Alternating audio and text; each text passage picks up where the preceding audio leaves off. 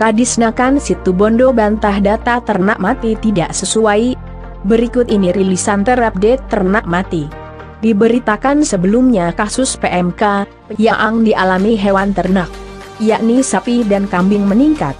Dan kasus hewan ternak mati hasil laporan masyarakat secara keseluruhan ada 45 hewan ternak yang mati.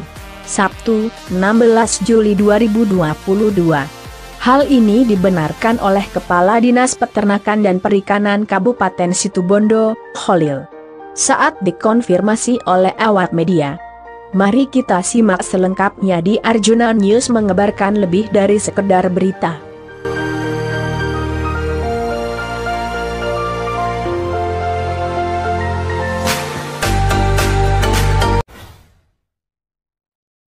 Jadi saya bantah sekali lagi data yang dirilis oleh Dinas Peternakan dan Perikanan itu tidak bodong.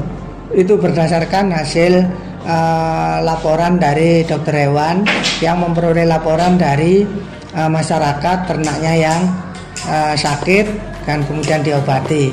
Ternaknya yang mati itu yang dilaporkan ke dokter hewan itu hanya 7. Kenapa? Karena peternak menganggap untuk apa mati kok dilaporkan.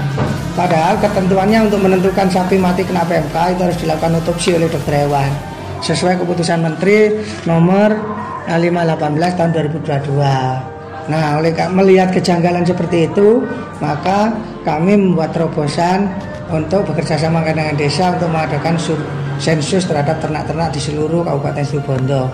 Ada 184.463 ternak yang akan disurvei, disensus.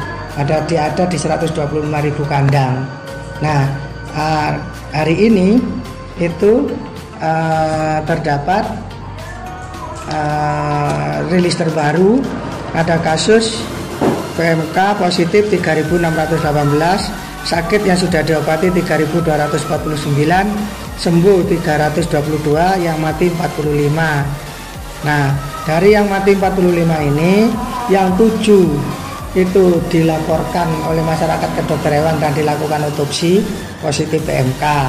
Yang 38 angka kematian yang diperoleh laporan dari masyarakat ke kepala desa, ke ketua RT, RW, dan Pak Kampung. Hasil penelusuran kami. Data ini akan terus bergerak sesuai dengan hasil sensus ke desa-desa kita. Kemudian yang potong paksa 2. Yang sudah divaksin 10.100. Penyebab ini adalah karena sesungguhnya kita ini kekurangan tenaga dokter, hanya 20 orang.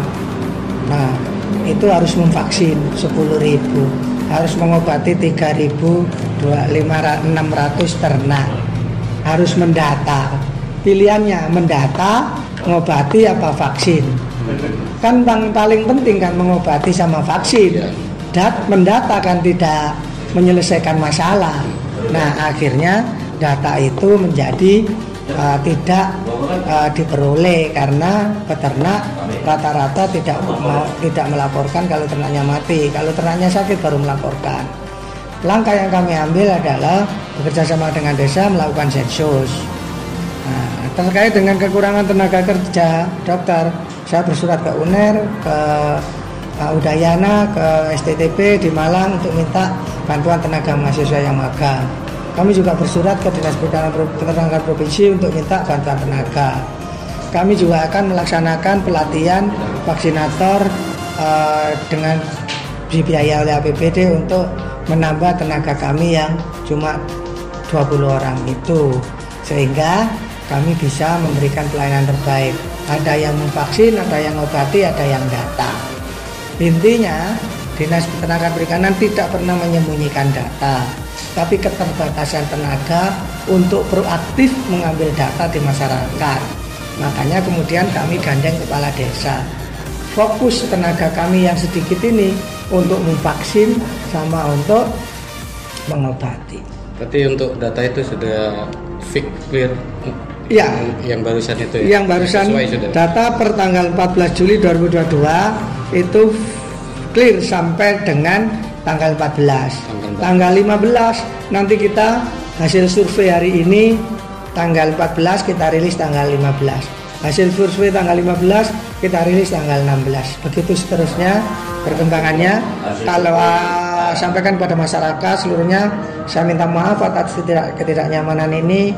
Ini semua bukan karena menyembunyikan atau data itu bodong, tapi karena keterbatasan tenaga kami yang cuma sedikit. Pilihannya mendata, vaksin, apa ngobat. Saya milih ngobat saja sama vaksin. Datanya akhirnya agak kedodoran. Makanya kemudian kami bekerjasama dengan kepala desa. Sekali lagi saya mohon maaf pada masyarakat Situbondo dan jangan khawatir, kami terus akan melakukan pengobatan dan vaksin. Sebentar lagi akan datang 15.000 vaksin yang akan kita aplikasikan ke masyarakat. Siap, terima kasih.